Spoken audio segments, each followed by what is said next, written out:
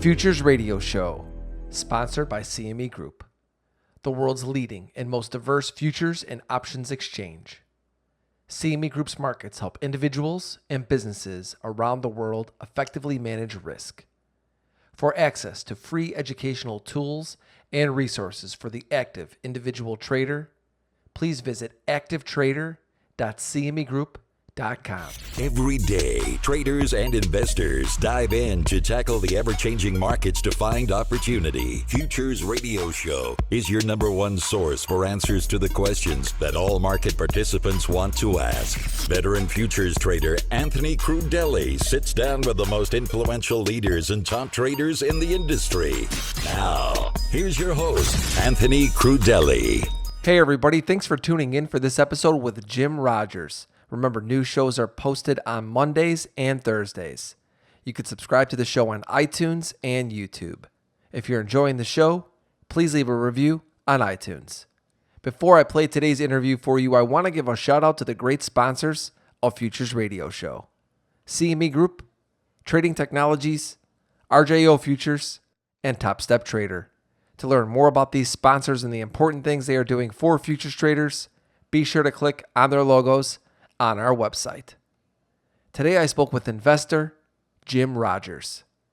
Jim and I talked about how he got started in investing, his process for developing a trade idea, what his edge is in investing, and how he sizes his positions. We discussed bubbles, collapses, and what he thinks the yield curves are signaling. He shares his thoughts on modern monetary theory and gives us insight on gold, silver, the US dollar, and cryptocurrencies.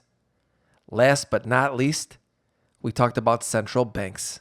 So without further ado, let me take you right to the interview with Jim. Jim, thanks for coming on the show. I'm delighted to be here, Anthony. Well, Jim, you've been a trader for a long time. Take us back to the beginning. How did you get involved in trading?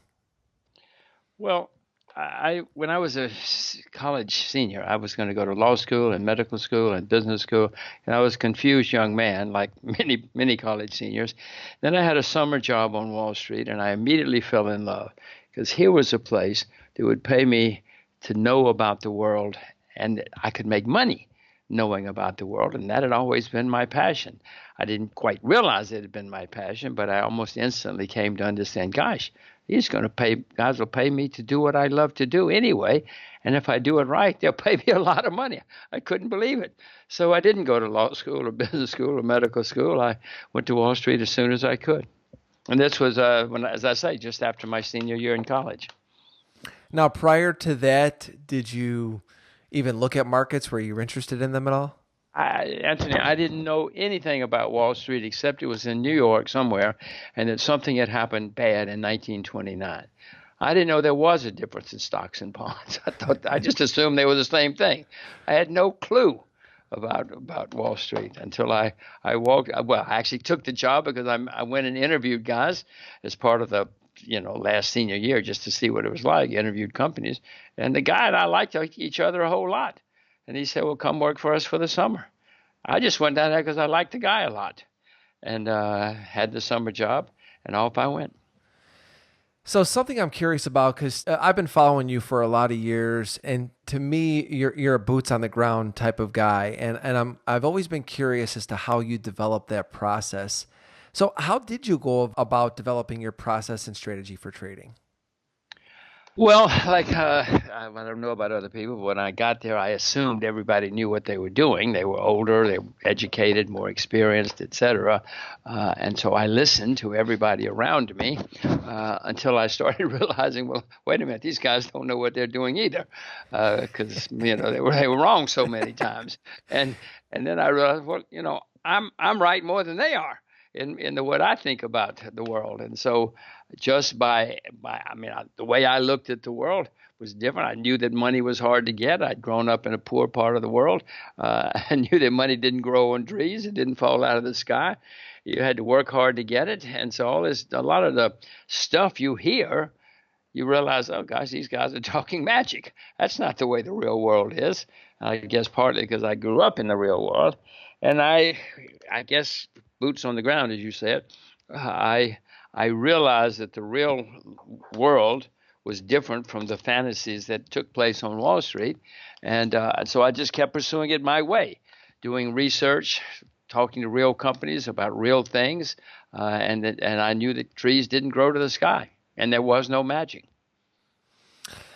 I'd like to dissect your process a little bit. Talk to us about the steps that you go through in developing a macro theme and then getting to the point where you then sit down and actually start executing trades. Well, it can come from the top down or the bottom up, micro or macro. Well, let's see. Let me think. Let's try to think of an example. Okay, I'm going to use one that was a while back, but it's to me a good one. I drove around the world on my motorcycle, as I think you know, and Yes, I I drove entered Africa in the north, and drove all through Africa, right down the heart of Africa, and survived to my delight. And then I crossed the border into a country called Botswana, down in the south, about which I knew very, very little. But I instantly noticed this is something different because, the border guards were very efficient, went straight through, no asking for bribes or hassles or arguments or anything else. It just stamped the papers and off I went.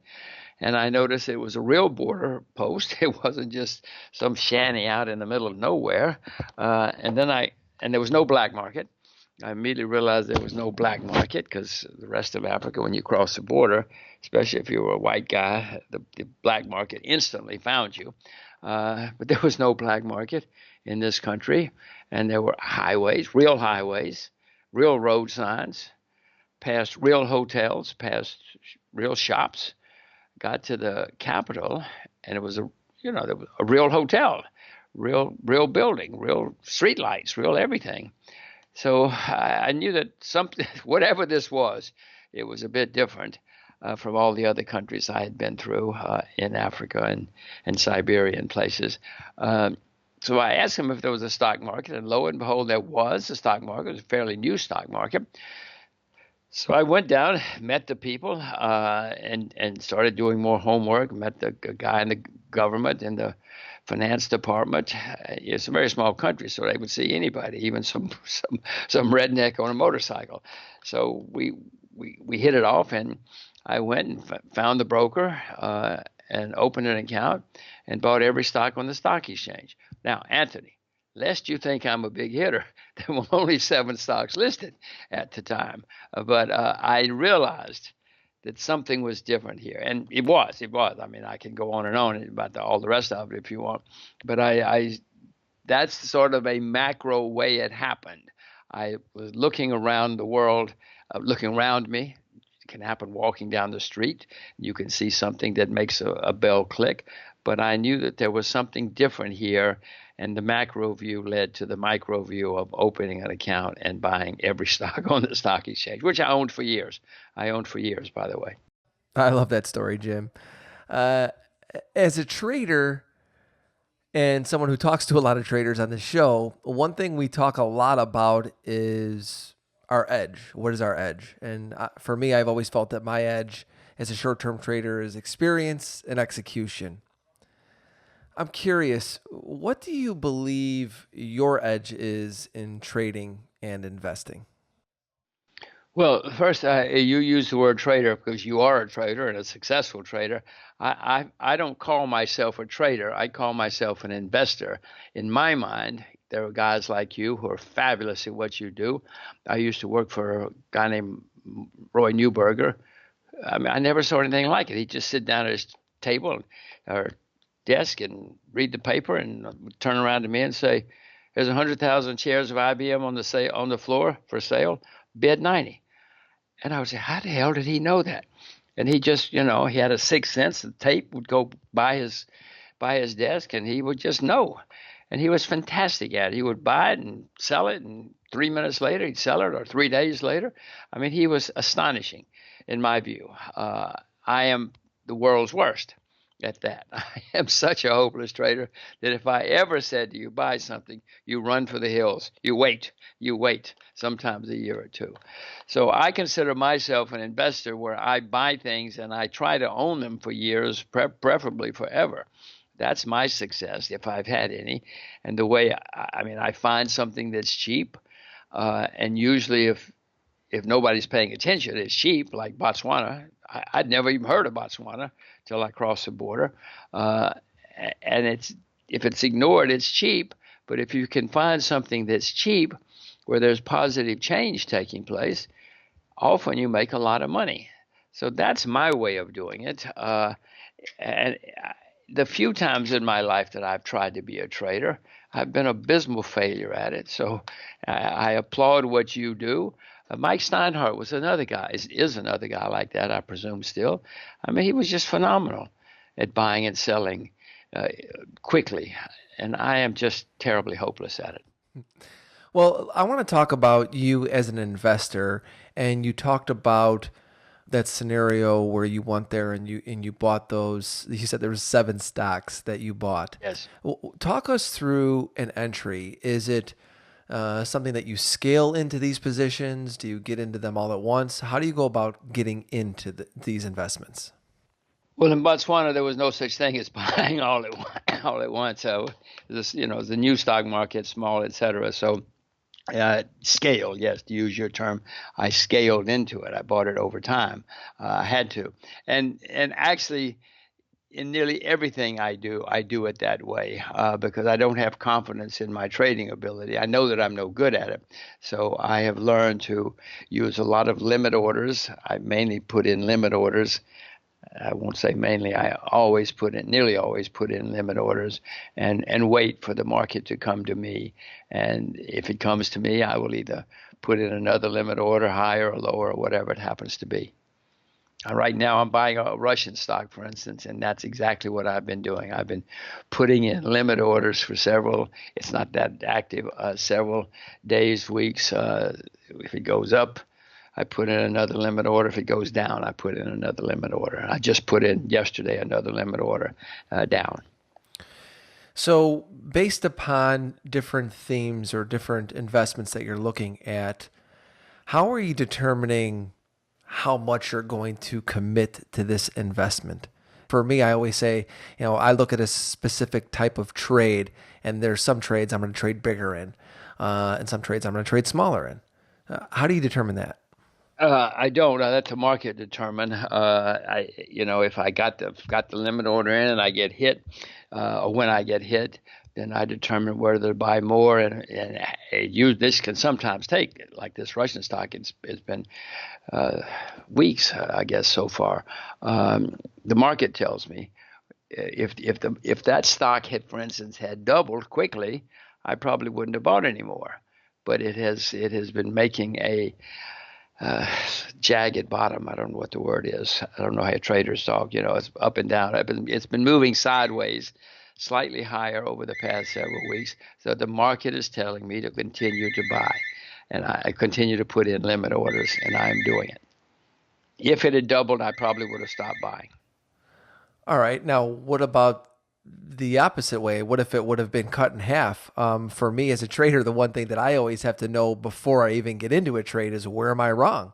Now, for you, you have this idea of an investment. What if it just starts going against you right away?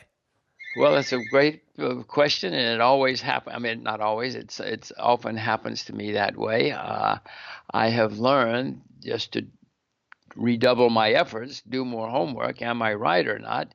And to keep buying if I am. Now, I wish, and I have friends who use stop losses. I wish to God I'd used stop losses many times in my career, but I never have. And I sometimes am too stubborn and just keep doing homework and keep buying.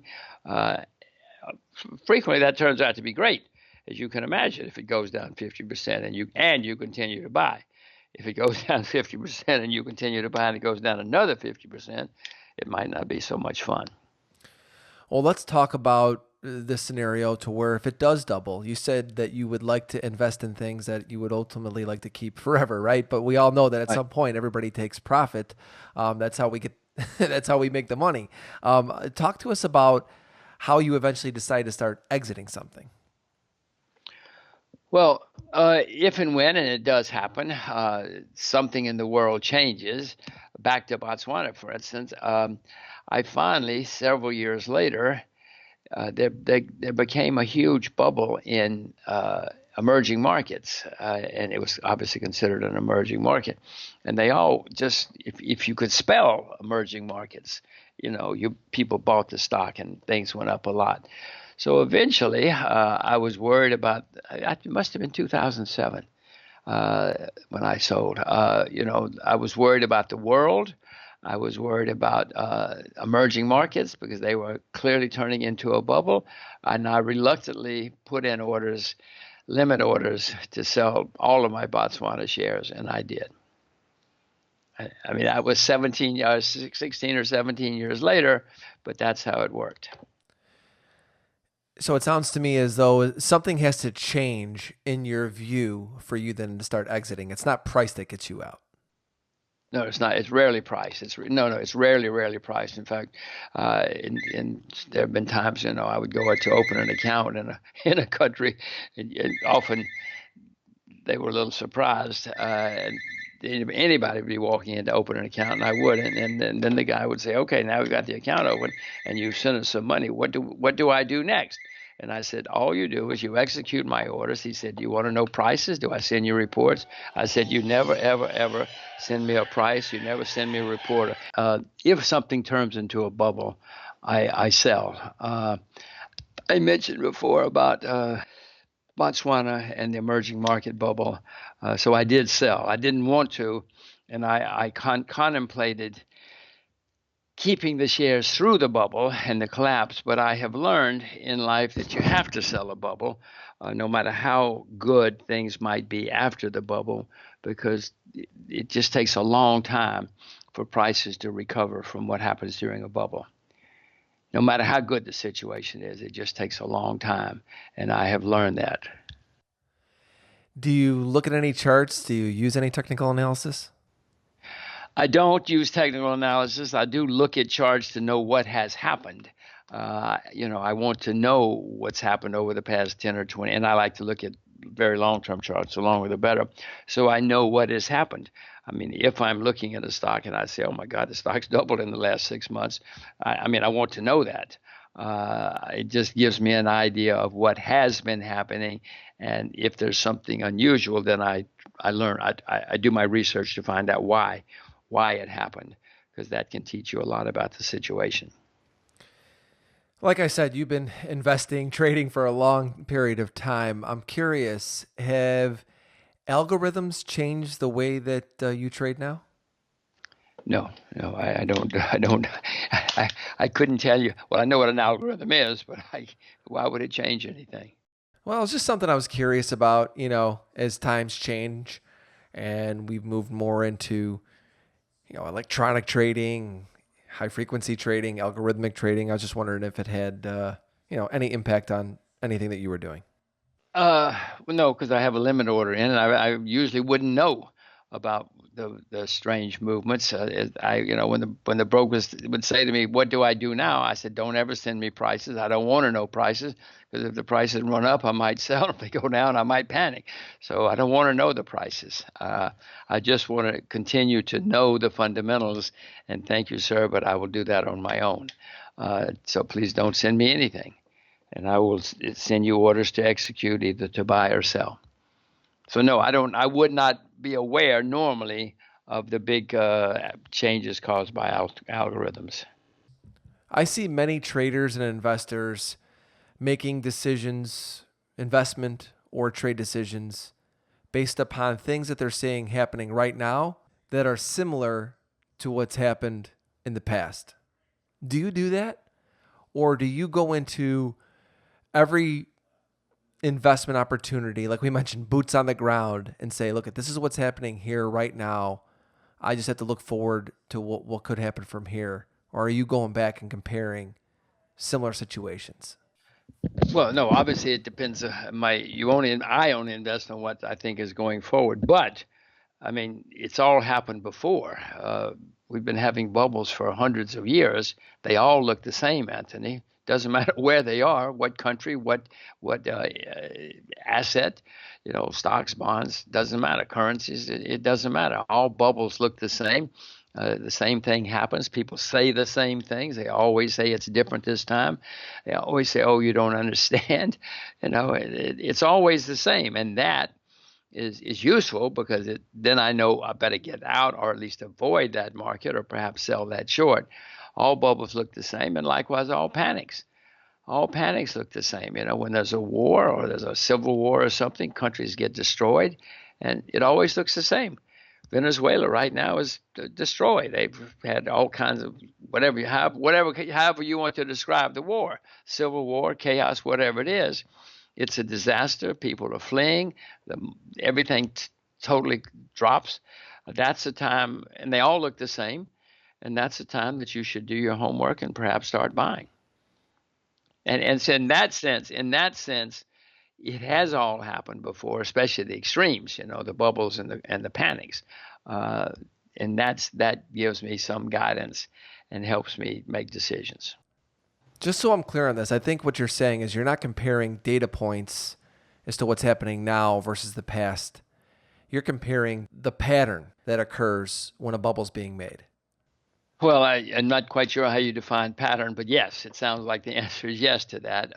As I said, bubbles all look the same, and if that's how you define pattern, yes. And likewise, collapses, especially collapses from war or civil war, pretty much all look the same, and the pattern is the same. And that doesn't make me invest, but it leads me to look to see what, if anything, I should do.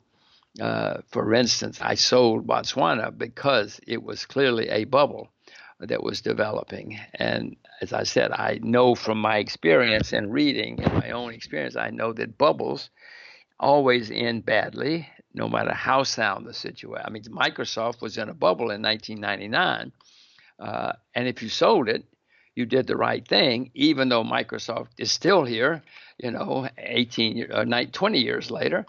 It's still, and the stock is now above where it was 20 years ago.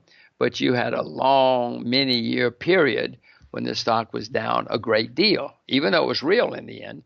And by the way, most of those stocks that were in that bubble disappeared. Some survived, but most disappeared. And even the ones that survived, it took a long, long, long time for the price to come back, even though the companies were sound and continue to grow. Are you seeing any bubbles right now? Yeah, the FANGs are clearly a bubble now in the U.S. Let's see. American University Education is a bubble, but I don't know a way to short it. European football clubs, but I don't know a way to short that bubble. There's another one going on somewhere, and I just don't happen to remember it at the moment. I'll probably think of it before we finish. No worries. Feel free to bring it up anytime if you remember it. I want to talk about your current macro thoughts. I've said many times in the show so far today, you're a boots on the ground type of guy. So where have you been visiting, and what are you seeing? I did go to Venezuela because of what I saw. I mean, it's academic because I'm an American. I'm a citizen of the land of the free. We're not so free, as you may know. I mean, it's illegal for you, and if you're an American, it's illegal for us to invest in Venezuela right now. Many people are pouring in. The Venezuelans realize the opportunities. North Korea is a fabulous opportunity right now, but again, I'm a citizen of the land of the free, so there's nothing I can do about it except look and hope. In the meantime, the Russians and the Chinese are pouring in there. Eventually, you and I can invest in North Korea, and the Russians and the Chinese will be standing at the border saying, hello, Mr. American. We have some special things for you. Prices will be up a lot. Cuba, same way right now. A lot of people are pouring into Cuba, and someday they'll all be on the beach waiting for the Americans to show up after they've marked the prices up, et cetera, et cetera. It's sometimes tough being a citizen of the land of the free. So there are places, but let me see what's Venezuela. I definitely would love to be buying, but cannot. North Korea, I would love to buy, but can't. I mean, there's no market in North Korea. There is in Venezuela. Zimbabwe, I bought a few shares of Zimbabwe recently, not much, just to get my to remember so that I remember Zimbabwe. That's a total, 50 years ago, Zimbabwe was the richest country, or one of the richest countries in the British Commonwealth. It's been totally destroyed by a crazy dictator over the next 37 years. But it's a great opportunity now, is what I'm getting at. That's all. I'll think of some more. Don't worry. Now, you said that we're citizens of the land of the free, and you're living in Singapore. Why are you choosing to live in Singapore? Well, I live in Singapore because I want my children. The decision was made so that my children, I only had one at the time, but would know Asia and speak Mandarin, because their lifetimes, Mandarin is going to be the most, or certainly one of the most important languages in their lifetimes. And Asia, 21st century, certainly going to be the century of Asia. So I wanted to prepare them. I tried in New York. My daughter was speaking Mandarin, but I came to realize, because so many people told me, our parents did that, but by the time we were 9 years old, we hated it. We didn't want to go to language school anymore. We hated going to weekend language school, and we refused to speak it. And they would all tell me, my God, did we make mistakes? So I realized that if I was serious, I was going to have to take her someplace where she didn't have a choice. But she had to speak Mandarin. She had to know Asia. So we looked around and we wound up in Singapore. I visited Singapore in November of last year. Beautiful place. Loved it. I came back and told my wife, I said, I could actually move to Singapore. She looked at me and I said, yeah, I'm serious. It's a beautiful country. I love it. I want to pick your brain a little bit about yield curves. Which ones do you watch, and what do you think they are forecasting for the U.S. economy? Well, since I try to be aware of everything that's going on in the world, especially the financial world, I watch them all. I don't watch them as intensely as I used to, and certainly not as intensely as the firms do, the investment firms do, and the internet. I know what history says, that when they invert and stay inverted, it usually means that a few weeks or months later, we're going to have problems. I don't see any reason that that's changed. Maybe it has. People always say it's different this time. Well, it's rarely different this time. So I'm watching, but I have not acted because of it yet. I will say, Anthony, it's been over 10 years since we've had a financial problem in the U.S., and that's the longest in American history. I mean, it doesn't mean it has to end. It could go on 20 years. Who knows? But it is the longest bull market we've had in American history, the longest economic good times we've had in American history. So we are getting overdue for something to happen, and the yield curve may be telling us, hey, guys, it's coming again. But the yield curve also is not a short-term signal. It only says a few weeks or months later something is going to happen. Yeah, I started off that question by asking you which ones do you watch, and you said all of them. And the reason why I asked that is because you're seeing different things happening on different parts of the curve. And I watch the 210 a lot, and that's the one that I have been focused on and read a lot about. That if that's the one that inverts, that's the one that's the strongest indication of a recession following, and that just continues to stay flat. And then you have the 530, which is not flattening anymore, and it's starting to steepen a little bit. So I'm just curious if there's any part of the curve that you feel we should be watching versus any other part of the curve. Interesting. I thought you meant which countries. Yeah. I watch the whole world. Interest everything in the whole. I try to watch the whole world. But yes, the same. What you just said. No, I watch basically. If I watch the I don't know, the 90-day versus the 30-year. That was traditionally where you watched the yield curve. Now, of course, you have a lot more yield curves in the past few years.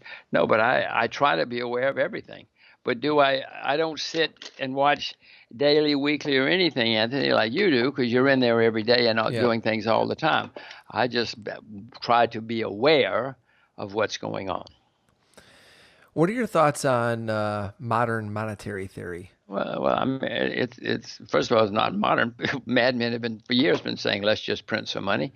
And no, it's been disproven many, many, many times. But you always have politicians, A, who don't know history or don't care about history or think they're smarter than history, and they come up with and say, let's take the easy way. It's not new that politicians have said something like this. Go back to Italy over the past few decades, well, before the common market. France, they used to do, everybody used to do this. It's never worked. If it worked, Zimbabwe, I'd be really rich buying Zimbabwe. What do you make of the Russians and the Chinese buying a lot of gold lately? Well, there are people in the world, and have been for thousands of years, who think that gold and silver are extremely valuable and useful. It doesn't matter what I think of gold and silver. I know that history shows whenever there are problems, whenever people lose confidence in governments or in money, they turn to gold and silver. We can all sit here all day long and say, our academics can sit here and say it's absurd. So what?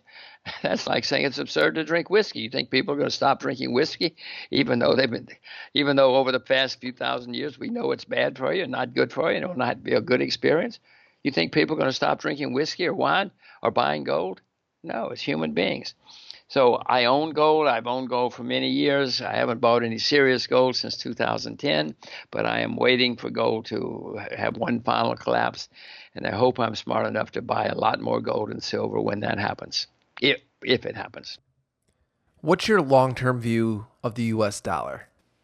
Well, the dollar has been the world's medium of exchange and reserve currency for several decades now, but that's in the process of changing too, for a variety of reasons. One, the U.S. is the largest debtor nation in the history of the world, not the largest debtor nation in the world, Anthony, but the largest debtor nation in the history of the world. And every country that's gotten itself into this kind of situation has had a crisis or a semi-crisis, and the world moves on to another currency. So it's going to happen. There are already several countries that are unhappy with the status of the U.S. But mainly they're unhappy because if the U.S. doesn't like you, they cut off the U.S. dollars. And people say, well, what the hell kind of world is that? That some bureaucrat in Washington, D.C. can ruin my country or my company or my family. So many people are trying to come up already with a replacement for the U.S. dollar, some for economic reasons, some for geopolitical reasons. The Chinese, the Russians, the Persians, the Brazilians even, they're all trying to come up with a replacement, or at least a competitor, I should say, a competitor to the U.S. dollar. So it is happening. I own a lot of U.S. dollars at the moment. You're probably saying, well, why do you own a lot of U.S. dollars? You told me it's the largest debtor nation. You told me people are trying to get away from the dollar. I own it because whenever there's turmoil or a crisis, people flee to a safe haven. And the U.S. dollar, for whatever reasons, historic mainly, is considered the ultimate safe haven at the moment. So what's going to happen is in the next turmoil, next chaos, the dollar is going to go up. It's going to get overpriced. It might even turn into a bubble, depending on how bad the turmoil is. At which point, I hope I'm smart enough to sell my U.S. dollars, because that bubble, if it becomes a bubble, will probably be the last gasp for the dollar, and then it will go the way to the British pound and many other currencies. I mean, the pound's still here, but it's down enormously from its all-time highs, and it doesn't have much. It has nothing like what the use it used to have in the world. And that will happen to the dollar someday, and probably in the next decade or so. Do you look at cryptocurrencies at all? Yeah, I'm aware of them. I know about them. I've never bought one or sold one. I wish I had. I wish I'd done both, bought and sold. But they're all going to disappear. They're all going to go to zero eventually. Money is going to the computer, Anthony. Money's going. I was in Beijing recently, and I tried to buy an ice cream. Poor woman couldn't sell me an ice cream because I had money. I had renminbi, but she could only take money on the phone. I don't know if you know, but in many countries, all the money's on the phone. You punch your phone on her phone or her spot, and boop, suddenly she has your money and you have her ice cream. In the end, because I have it now, but I didn't have it then. she literally could not take money. And so she gave me the ice cream in the end because she felt so sorry for this poor foreigner. I wish I'd been buying a Mercedes or something of great value. But it's already happening. I mean, you can't even take a taxi in China without having phone, internet money. So no, it's already happened. Many countries are far ahead of the U.S. in many things electronic. So it's happening, but it's going to be government money. Anthony, 100 years ago, you and I could have used anything for money. Seashells, gold. Banks could print their own money if they wanted to, and people could use anything they wanted. But in the 1930s, the Bank of England, which was the most important bank at the time, central bank, said from now on it is an act of treason to use anything for money except our money. Well, as you know, Anthony, an act of treason means they execute you. So needless to say, people stopped using seashells and sugar cubes and cattle and gold and everything else as money because they didn't want to be executed. The crypto guys say, rightly, we are smarter than the government. And they are, my God, everybody's smarter than the government, especially the crypto guys. But the governments have the guns. I don't care how smart you are. If the government's got the guns, you're either going to do it that way or you're going to find some way around it. You can try the black market, et cetera, et cetera. But the governments are not going to lose control. I don't like saying this. I don't like this at all. I wish there were a way we could escape government controls. But unfortunately, we haven't found that way yet. So it's going to be on the computer. It's going to be on the internet. It's going to be on our phones. But it's going to be their money, not other people's money. You mentioned central banks. What are your thoughts on what the Fed has done since 2008? And I'm curious what you think about what the Fed will be doing from here. Well, they're curious too. They don't know what they're doing. Are you kidding? For goodness sakes, Anthony. They're bureaucrats and academics. They certainly don't know what they're going to do next. What I will tell you what they're going to do next, though. They've already started. When things start we started having problems, they panic. They try to save us all, and they will print more money or buy more bonds. In Japan, the central bank prints what they said. They said we will print unlimited. That's their word, unlimited amounts of money, and they have been. And they take the unlimited amounts of money and buy stocks and bonds. I mean, it's the worst goddamn thing I've ever conceived of. 50 years ago, no central banker would have said something that out loud, even as an idea, hypothesis. But now the central bank in Japan is very proud to tell you that's what they're doing. So it's going to happen in America, other places too. And they're going to, when things get bad, they're going to print more money. Who knows? America may start buying stocks. In Japan, they actually buy ETFs. But America may do the same. They're going to do everything they can to save us. It's going to work for a while. Nice rally like the one we're having now. But eventually the market's going to say, guys, we're not going to play this game anymore. We know, we've seen this movie. We know how it ends. And that's going to be the big, huge crash, collapse, bear market, I should say. What would be the signs that you're looking for that would start to signal to you to start shorting stocks? Well, the signs are already there. I'm not shorting, but the signs are already there. The way it happened, the way it always happens, is it starts in a place where we're not watching.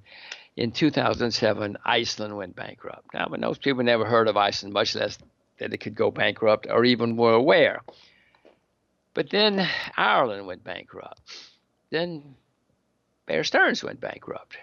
This is all over several months. Then Northern Rock, the huge English bank, went bankrupt. And then all of a sudden, a few weeks later,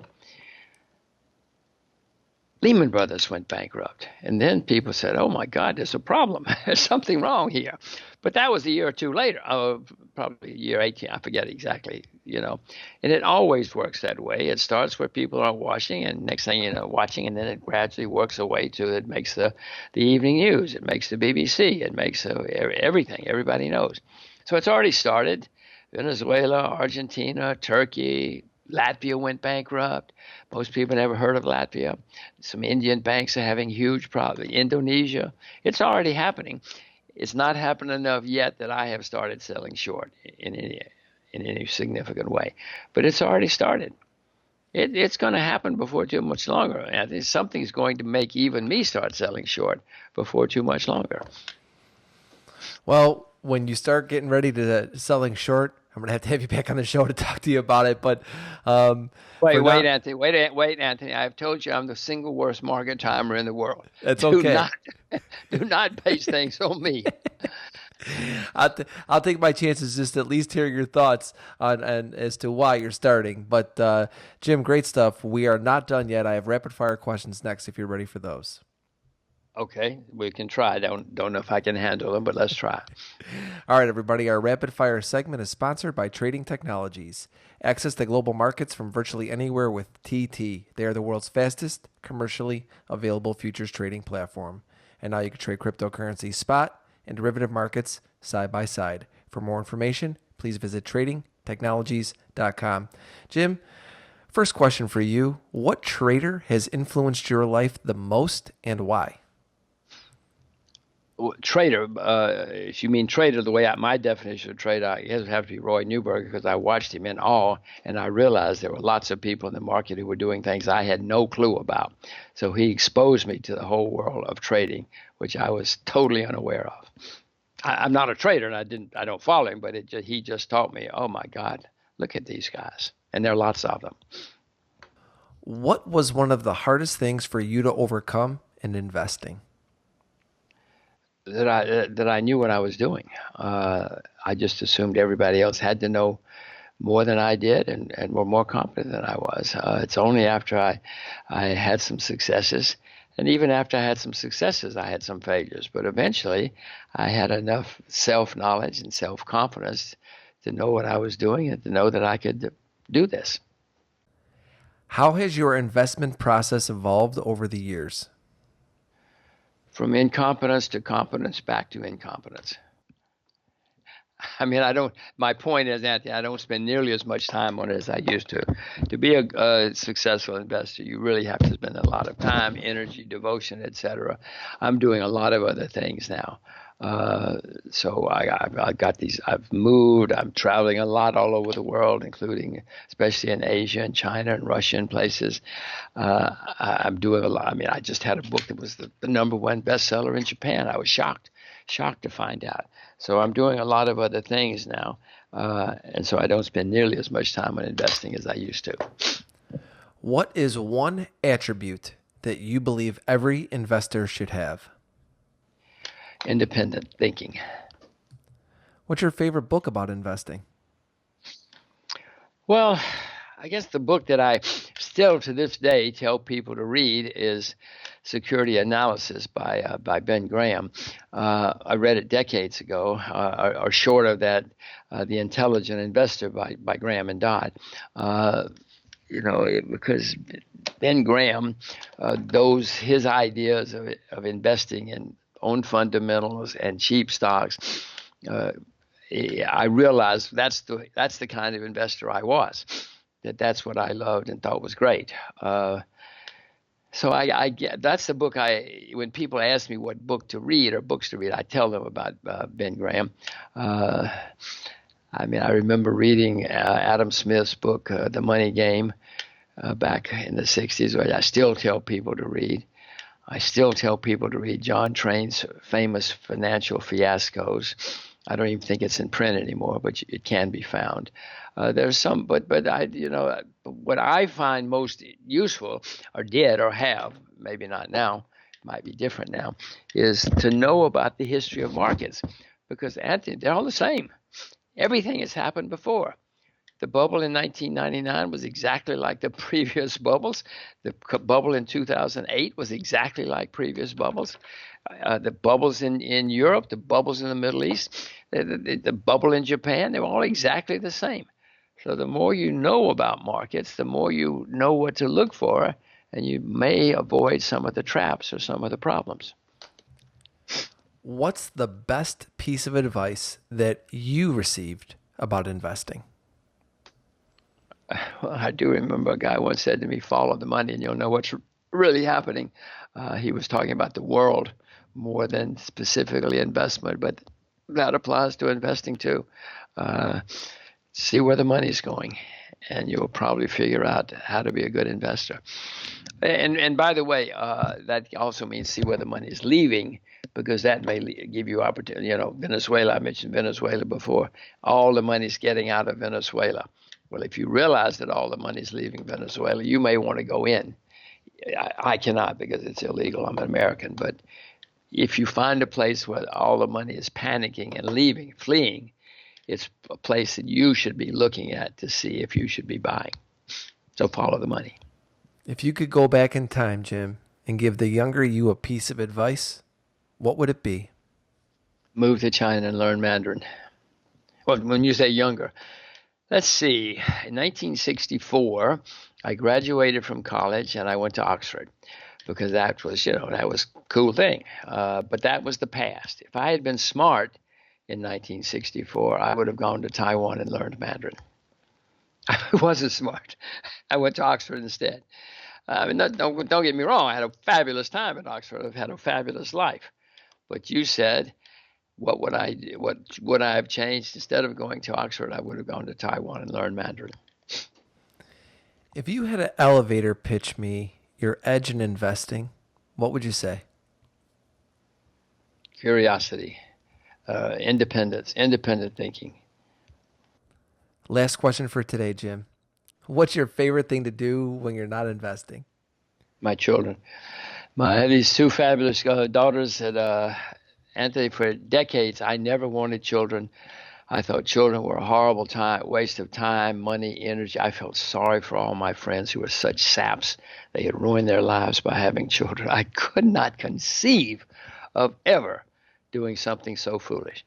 Well, I was totally wrong. I had my first child when I was 60, and it has been just bliss ever since. There's nothing I'd rather do than be with my children. Jim, where could people find you on a website, or I know you're not on social media because I'd be following you. Where could people go to read more about you?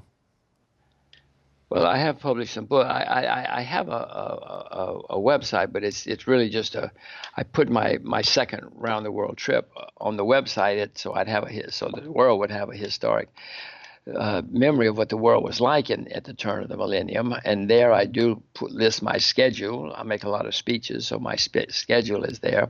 If somebody happened to want to hear me speak someday, my books are there. I've done several books. I told you, I recently, some reporters came here and interviewed me from Japan. I didn't pay much attention to it. They went off and published the book, which they told me they were going to do, but I didn't really remember or pay much attention. They wrote me one day, a month or so ago, and said, your book's the #1 bestseller in Japan, the #1 bestseller of any books, any kind of books. I was stunned. I was shocked. I'd forgotten about the book. I'd completely forgotten about it.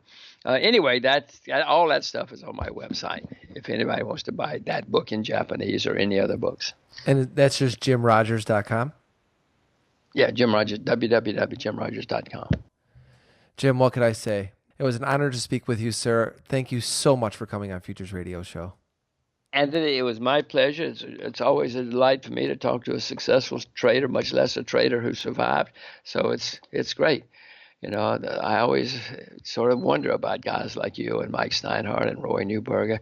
I'm so bad at it that it's a delight to talk to people like you. Let's do it again sometime. Thank you for listening to Futures Radio Show. If you have any questions or comments for myself or my guests, please visit futuresradioshow.com and sign up to be a premium member for free. If you enjoyed the show, don't forget to leave us a review on iTunes.